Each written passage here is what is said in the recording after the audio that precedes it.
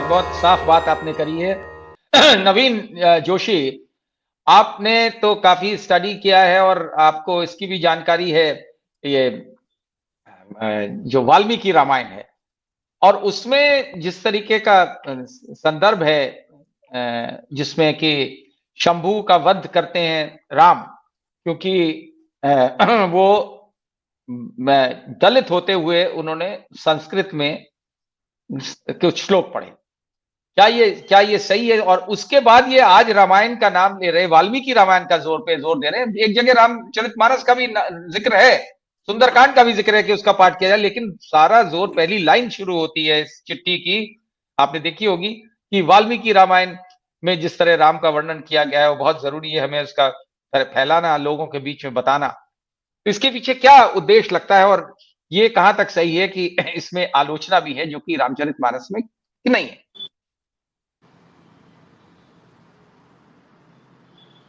नवीन नवीन जोशी, आपको हमारी आवाज नहीं आ रही?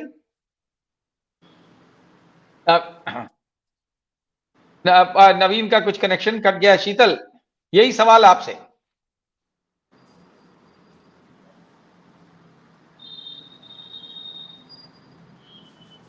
शीतल, आप म्यूट हैं। हाँ, अब आ गई आवाज। हाँ। तो मैं वाल्मीकि रामायण से उतना भिज्ञ नहीं हूँ, इसलिए इस पर बहुत प्रकाश नहीं डाल पाऊंगा। मैं उसी नहीं, मुद्दे कोई पर बात आऊंगा जो पांडे जी ने कहा है।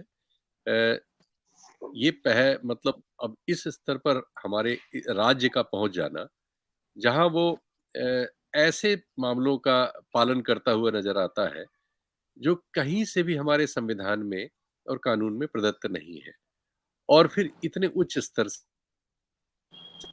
इसका इस तरह से, वैसे तो हमेशा इस तरह की चीजें उच्च स्तर से ही होती रही हैं, लेकिन अब ये मतलब हम बिना घोषित किए हमने घोषित कर दिया है कि हम एक हिंदू राष्ट्र हैं, और हमारी राज्य सरकार ने अपना धर्म घोषित कर लिया है।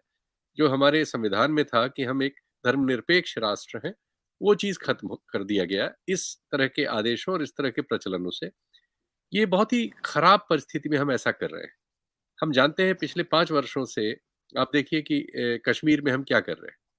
अभी कल की घटना है कि वहाँ 3 युवकों को पूछताछ के नाम पे पीट-पीट के मार दिया गया है, और उसको लेके बहुत बवाल मचा हुआ है। उसके 2 दिन पहले वहाँ 4 हमारे सैनिक मार दिए गए थे।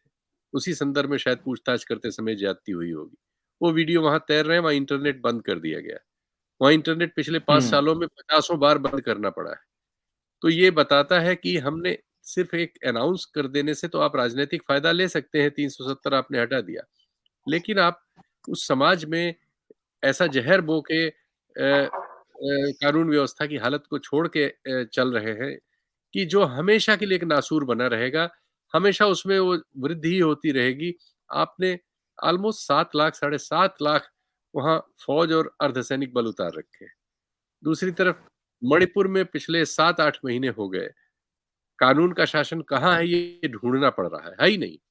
बंदूकचियों के हाथ में पूरा राज्य बँटा हुआ है। वो अपने मनमाने फैसले कर रहे हैं। सुप्रीम कोर्ट के फैसले के बाद वहाँ सैकड़ों शव महीनों बाद दफनाए जा सके। कानून व्यवस्था की हालत ये है। अब आप पूरे देश में जो इस तरह का अगर आचरण करेंगे, तो आप एक बहुत बड़ी कम्युनिटी को अपनी ओर से तो होस्टाइल कर रहे हैं। वो कुछ ना करे बात अलग है। लेकिन आप छेड़-छाड़ के वो चीज़ें कर रहे हैं। आपको सुप्रीम कोर्ट का जजमेंट मिल गया था, आप मंदिर बना रहे थे, कोई उसमें बोल नहीं रहा था।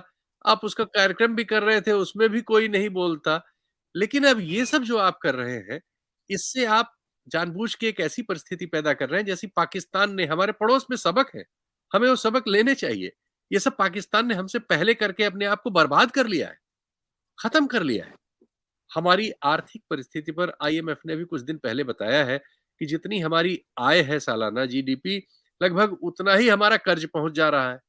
और आने वाले दिनों में जब पर्यावरण कानूनों की जो दुनिया भर में मांग है और उसके तहत हम सिग्नेटरी हैं, जब उनका पालन करने के लिए हमारी इंडस्ट्री में फेरबदल करना होगा और तब बहुत धन की जरूरत होगी, तो हमें धन नहीं मिल सकेगा, क्योंकि जो डेब्ट रेशियो है वो हमारा गड़बड़ हो जाएगा, हो चुका है तब तक। ये सब जो हमारे सामने सवाल हैं, उनका उत्तर देने की जगह हम राजनैतिक कारणों से ये सब कर रहे हैं। वाल्मीकि रामायण से उनका संदर्भ जहाँ आप लेना चाह रहे हैं, वो नहीं है। उनका संदर्भ दलित मतदाताओं में एक वाल्मीकि का भी समाज है और बहुत सारे लोग उसमें हमारे यहाँ तो दुर्भाग्य से देवता, धर्म, पीठ हर चीज़ में बँटवारा है और ये एक जातिगत बँटवारा है कि वो वाल्मीकि मंदिर जितने हैं उसमें दलित समुदाय के ही लोग जाते हैं।